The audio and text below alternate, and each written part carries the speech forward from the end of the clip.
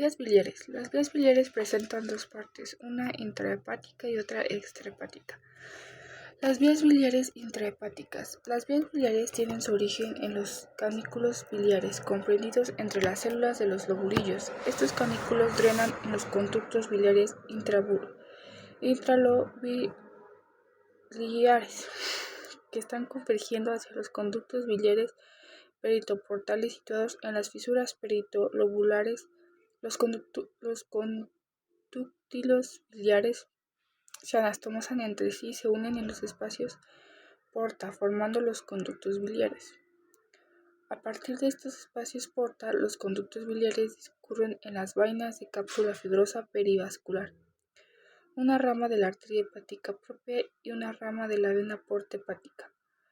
Por lo general, la situación del conducto biliar en las vainas formadas por la cápsula fibrosa perivascular es epiportal, es decir, que sigue la cara superior de la ramificación porta.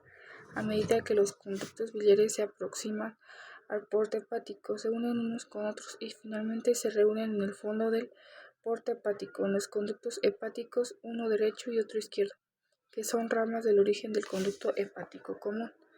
Vías biliares extrahepáticas.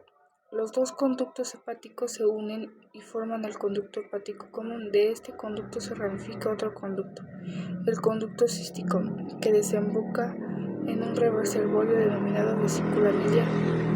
El conducto cístico nace del conducto hepático común. Divide a este en dos segmentos, uno superior, que es propio conducto hepático común, y otro inferior, es la continuación del primero, y se denomina conducto colédoco. Las ramas de origen de los conductos hepático común y colédoco constituyen la vía biliar principal. El conducto cístico y la vesícula biliar forman la vía biliar accesoria. Anatomía descriptiva. Ramas del origen del conducto hepático común. Las dos ramas del origen emergen directamente del porta hepático o bien se forman en el propio porta hepático por la unión de dos o tres conductos biliares. El conducto hepático derecho surge del extremo del porta hepático anterior a la rama derecha de la vena porta. El conducto hepático izquierdo emerge en un punto variable del porta hepático, anteriormente a la rama izquierda de la vena porta. El conducto hepático derecho suele ser más corto que el izquierdo, pero sus calibres son iguales. En un principio discurren uno hacia el otro, transversalmente en el fondo del porta hepático, anteriores a la rama correspondiente de la vena porta hepática. Se inclinan inferiormente y se unen a un tronco común denominado conducto hepático común. La unión se produce anteriormente a la bifurcación de la vena porta, o lo que es más frecuente, en el lado derecho de dicha bifurcación. Los dos conductos hepáticos derecho e izquierdo reciben algunos conductillos biliares procedentes de las paredes del porta hepático, de las fisuras de los ligamentos venoso y ligamento redondo. Estos pequeños conductillos se anastomosan entre sí formando una red de mallas apretadas que comunican los dos conductos hepáticos derecho y izquierdo. Conducto hepático común. Se forma por la confluencia de dos conductos derecho e izquierdo. Descienden oblicuamente en sentido inferior a la izquierda y un poco posterior a lo largo del borde libre del aumento menor. Su longitud es de 3 a 4 por término medio. El calibre aumenta ligeramente de superior a inferior y su diámetro transversal mide aproximadamente 5 milímetros. Se ha dicho que el conducto hepático común a veces es fusiforme, pero ello solo ocurre cuando se haya distendido por una inyección. Conducto colédoco. Presenta a continuación un conducto hepático común y se extiende hasta la papila duodenal mayor a la porción descendente del duodeno. Su origen es en el borde libre del aumento menor. Desde el punto desciende posteriormente a la porción superior del duodeno, al principio, y después a la cabeza del páncreas. Atraviesa finalmente en un trayecto oblicuo la pared del duodeno y al abrirse en la porción descendente directamente por medio de la ampolla hepatopancreático. El conducto colédoco se puede distinguir 4 segmentos: un segmento supraduodenal, segmento retroduodenal y segmento retropancreático. El segmento intraparietal, el segmento supraduodenal, es corto y en ocasiones se halla ausente. Es importante señalar que en este caso, abatiendo la porción superior del duodeno, se descubre siempre el extremo superior del conducto colédoco. Sus dimensiones: la longitud media del conducto colédoco es de 5 centímetros, su diámetro de 6 y de 5 milímetros y parece disminuir hacia la parte inferior del conducto.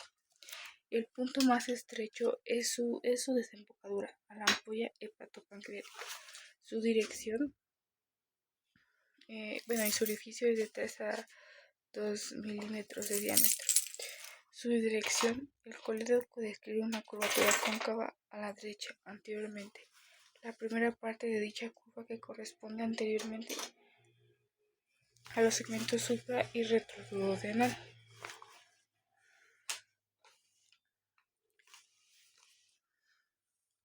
La es oblicua inferiormente a la izquierda y posteriormente continuado la dirección del conducto hepático común. A la izquierda, la cabeza del páncreas. El conducto colédoco se incurva inferiormente a la derecha. Anteriormente, dirección que mantiene hasta su terminación. El conjunto del conducto hepático común y el conducto colédoco de una longitud de 8 centímetros aproximadamente. Una curvatura cóncava a la derecha. Anteriormente, además, su dirección en general es ligeramente oblicua, bien de superior a inferior y de izquierda a derecha, o bien de superior a inferior y ligeramente de anterior a posterior. La inclinación inferior a la izquierda admitida parece ser la más frecuente. Vesícula biliar. La vesícula biliar es un reservorio membranoso aplicado en la cara visceral del hígado, donde la vesícula biliar excava la fosa de la vesícula biliar. Es alargada, piriforme, mide de 8 a 10 de longitud y de 3 a 4 de anchura. Se describe un fondo, un cuerpo y un cuello. El fondo es el extremo anterior, abultado, redondeado. Se corresponde a la escotadura de la vesícula biliar y al borde inferior del hígado. El cuerpo es aplanado, superior a inferior, y su dirección es oblicua en sentido superior, posterior a la izquierda. Sus dos caras, una superior y otra inferior, son convexas. Presenta continuidad entre sí por medio de dos bordes también convexos, de derecho y otro izquierdo. Cuello. Está doblado sobre el cuerpo, al cual continúa y mide 2 centímetros de longitud y se extiende de posterior a anterior, medialmente, es decir, a la izquierda del cuerpo de la vesícula biliar, con el que forma un ángulo agudo, abierto anteriormente en el que se encuentra un nódulo linfático. El vértice del ángulo está marcado por un surco de la superficie externa de la vesícula biliar. El cuello es ampular, está en efecto dilatado en su parte media y se estrecha en sus dos extremos, aunque el estrechamiento es más pronunciado en su extremo anterior, que tiene continuidad con el conducto cístico. El conducto cístico. El conducto cístico comunica la vesícula biliar con el conducto hepático común.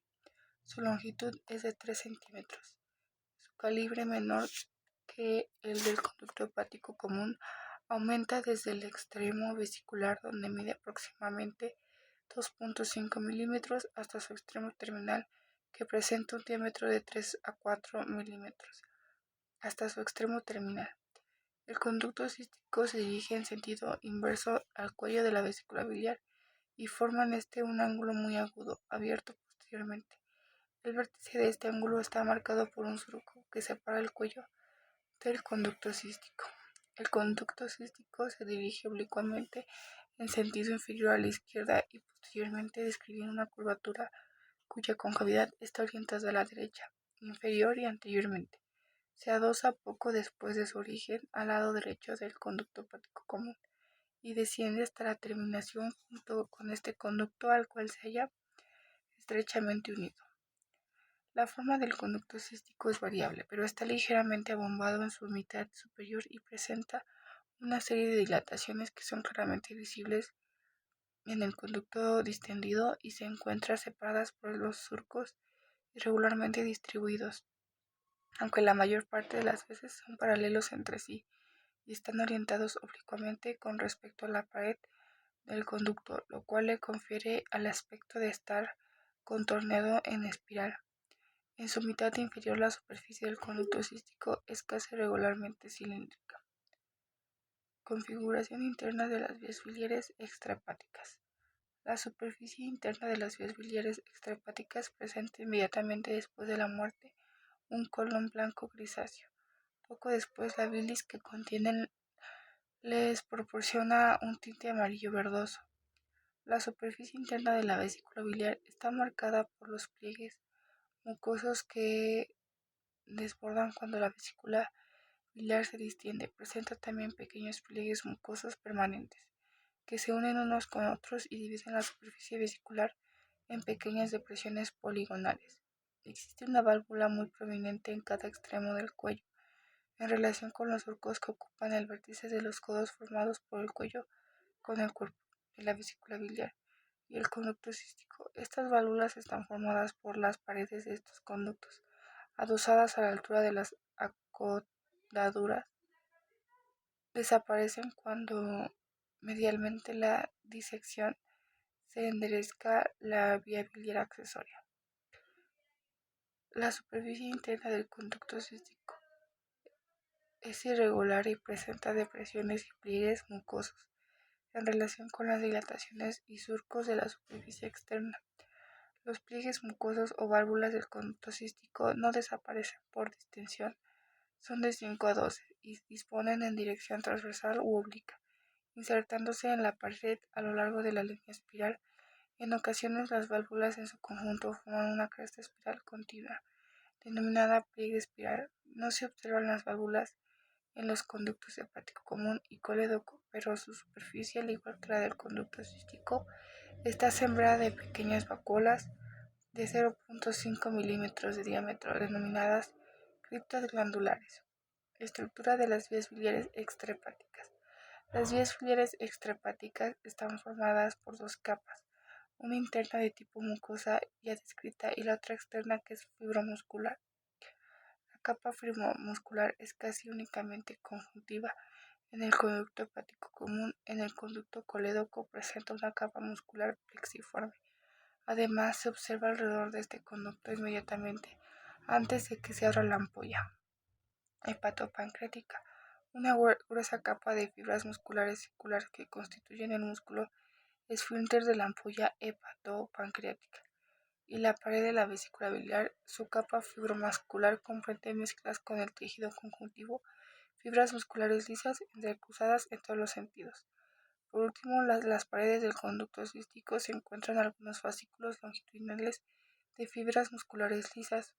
Relaciones. Las vías biliares extrahepáticas, pedículo hepático. La vía biliar principal, conductos hepáticos y conducto colédico. Distinguiremos en esta vía 4 segmentos: un segmento portal, un segmento intraometal, un segmento retroduodeno pancreático, un segmento intraparieto-duodenal, y los dos primeros contribuyen a formar el pedículo hepático.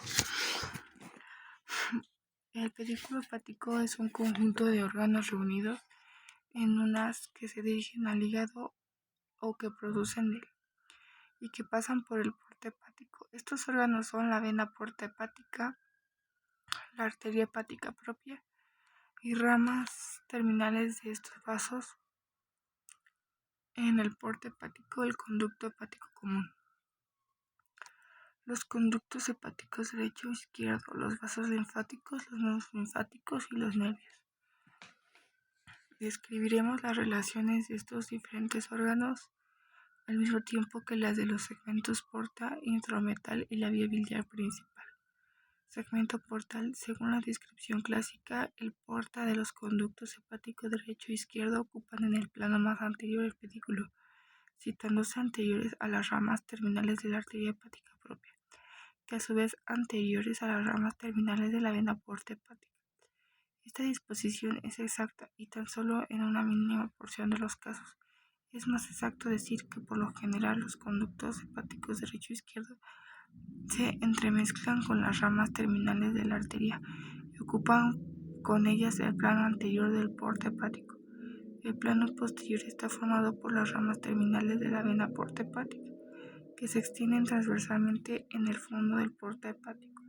El conducto hepático derecho suele discurrir anteriormente a la rama derecha de la vena porta, superiormente a lo largo de la rama derecha de la arteria hepática propia cuando esta rama es única. Cuando la arteria hepática propia se divide en dos ramas, una izquierda y otra derecha, el conducto hepático derecho cruza la rama izquierda pasando por lo general anteriormente a ella y discurre superior a la rama derecha. Pedro Pauleu. Cuando la arteria se divide en mayor número de ramas, las relaciones del conducto biliar con estas presentan múltiples variaciones individuales.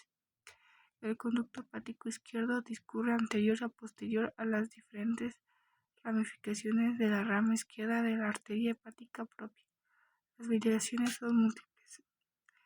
En el punto de unión de estos conductos hepáticos derecho e izquierdo corresponden con frecuencia al lado derecho del extremo superior bifurcado de la vena porta hepática o a veces de la cara anterior de dicho extremo.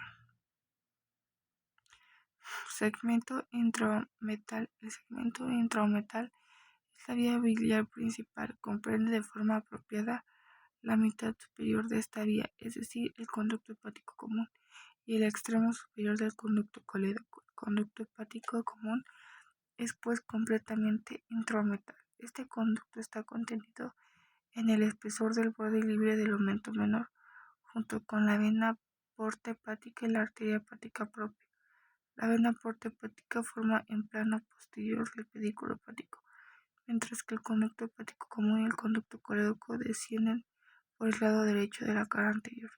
La arteria hepática propia asciende a la izquierda del conducto hepático común y del conducto colédoco por la cara anterior de la vena porta hepática en su lado izquierdo. El conducto hepático común y el conducto colédoco presentan también el del aumento menor relaciones muy estrechas con las ramas terminales y colaterales de la arteria hepática propia.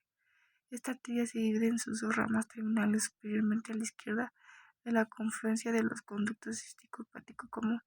Un poco inferiormente al porta hepático, la rama derecha asciende oblicuamente en sentido superior en la derecha y cruza la cara posterior del conducto hepático común. Poco inferiormente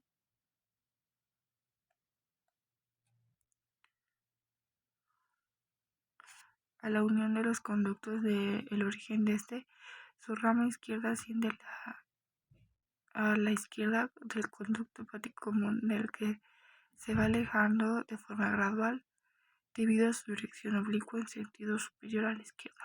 La arteria cística nace de la arteria hepática propia, de sus ramas derecha, frecuentemente a la derecha, en las ramas ocasiones a la izquierda del conducto hepático común y del conducto colédoco. Cuando se observa esta disposición, la arteria se dirige hacia la derecha para alcanzar la vesícula biliar, pasando anterior y posterior al conducto hepático común. La arteria gástrica derecha es una rama arterial hepática común y desciende a la izquierda del conducto hepático y el conducto colédoco, anteriormente a la arteria hepática común, que le da origen hasta el duodeno por la parte de la vena gástrica derecha. Asciende a lo largo de su arteria y desemboca en la vena porta hepática entre el conducto hepático común y la arteria hepática común a media altura del segmento intraometal. La vena porta hepática. El segmento intraometal del conducto hepático común y del conducto colédoco están también en relación con ramos nerviosos del plexo hepático, que discurren a lo largo de los conductos y vasos del pedículo hepático con los vasos linfáticos que proceden del hígado y con los nódulos linfáticos intraometales de los nódulos linfáticos hepáticos. Segmento retroduodeno pancreático. Inferiormente al aumento menor, la vía biliar principal está solo representada por el conducto colédoco, a excepción del extremo superior de este, que se sitúa en el aumento menor. En este segmento, el conducto estaría oblicuo inferiormente hacia la izquierda hasta llegar al páncreas, al cual aborda posteriormente el tubérculo umetal. En este lugar se incurva inferiormente hacia la derecha hasta su terminación en su trayecto retropancreático. El conducto colédoco discurre en un canal o en un conducto formado por el tejido pancreático. Por lo general existe un canal en la parte superior que después transforma el conducto más inferiormente y posterior al páncreas debido a su oblicuidad.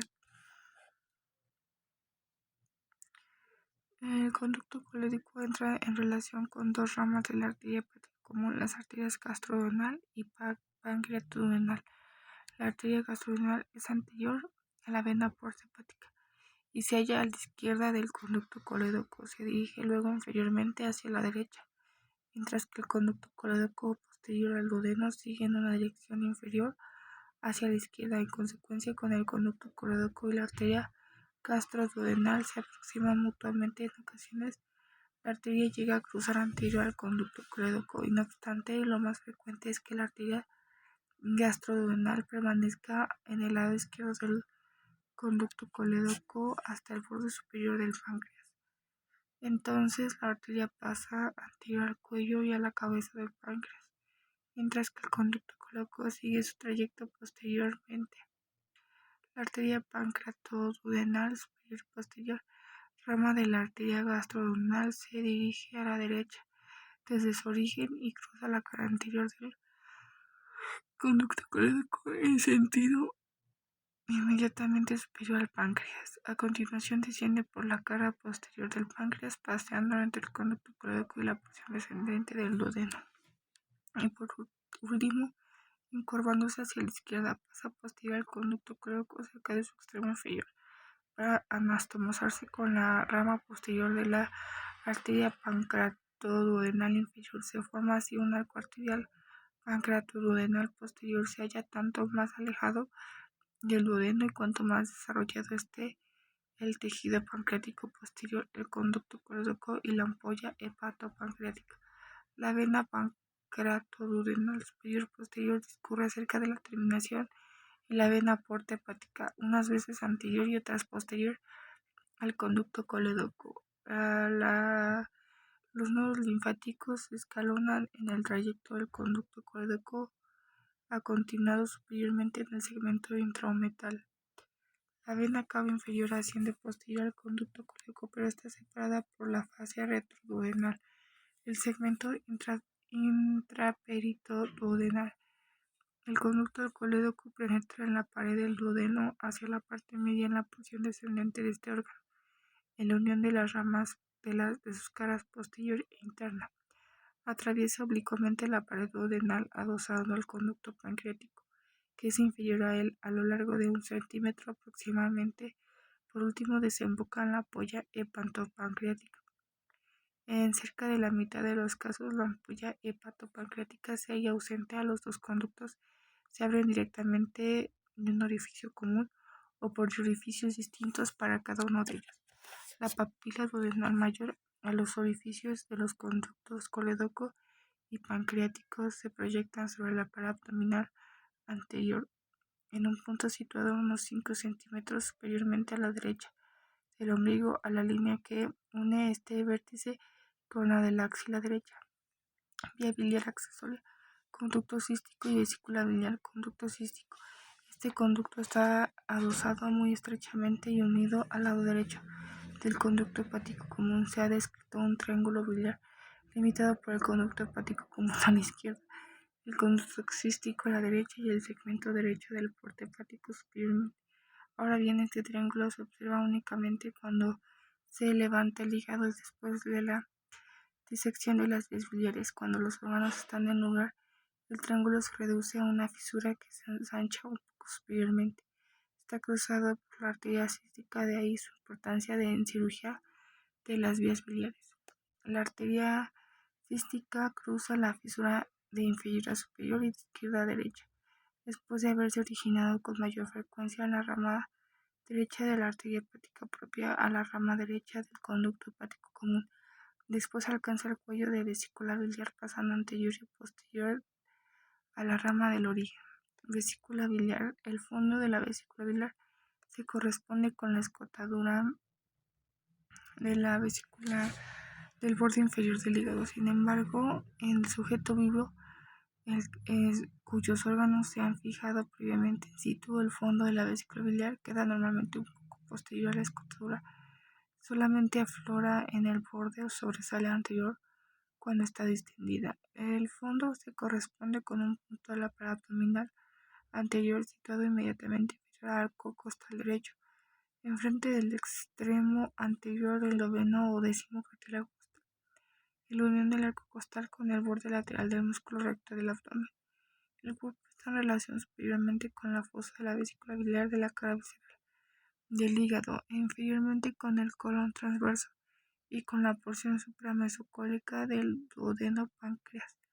La cara superior del cuerpo de la vesícula biliar está unida al hígado por medio del tejido fibrocelular, atravesando por pequeñas venas porta accesorias. La cara inferior del cuerpo está cubierta por el peritoneo, que tiene continuidad directa a los lados del cuerpo y el fondo de la vesícula biliar, con el revestimiento peritoneal de la cara visceral del hígado. Es muy raro que el peritoneo rodee los bordes de la vesícula biliar para formar superiormente a ella un menso que la une con la cara visceral del hígado. El cuello está comprendido entre las dos hojas del aumento menor, que unen a la cara inferior del hígado. Ocupa la parte superior del borde libre de dicho aumento. Es frecuente que el cuerpo, incluso el fondo de la vesícula biliar, se hallen comprendidos en la separación de las hojas del ligamento hepatocólico. Se prolonga a la derecha del aumento menor. En estos casos, las hojas del ligamento cubren, al separarse una de la otra, la cara inferior del cuerpo y del fondo de la vesícula biliar, y tienen continuidad más allá con el peritoneo hepático. El cuello se apoya sobre la porción superior del duodeno. A la izquierda se encuentra el conducto cístico y los elementos del puerto hepático. La arteria cística aborda el cuello y la vesícula biliar por su lado medial o izquierdo. Se divide luego en sus dos ramas terminales. A la derecha del cuello se halla el extremo posterior del cuerpo de la vesícula biliar. El ángulo agudo abierto anteriormente que forma el cuerpo y el cuello de la vesícula biliar se encuentra en el nódulo linfático. Se trata del nódulo linfático cístico. Vasos cinereos de las vías biliares. Las arterias. Arterias de la vesícula biliar y el conducto cístico son proporcionadas por la arteria cística, el conducto hepático común y el conducto colédoco. Reciben finas ramas de la arteria hepática propia en su parte superior y de la arteria pancreatoduodenal superior, posterior e inferior. Las venas de la vesícula biliar se dividen en las venas superficiales y profundas. Las venas inferiores o venas superficiales son satélites de las arterias y se observan por dos o cada arteria. Desembocan en la rama de la vena cava porta hepática. Las venas superiores o venas profundas proceden de la cara superior del cuerpo de la vesícula biliar y se dirigen al hígado. Son venas porta accesorias. Las venas del conducto colédoco terminan en la vena porta hepática y las venas pancreatoduodenales. Los vasos linfáticos se dirigen por una parte a los nódulos linfáticos escalonados a lo largo de las vías biliares extrahepáticas, en particular a los nódulos linfáticos cístico y al nódulo linfático metal. Por otra parte, a los nódulos linfáticos pancreatoduodenales inferiores. Los nervios proceden del vago izquierdo y el plexo celíaco por medio del plexo hepático.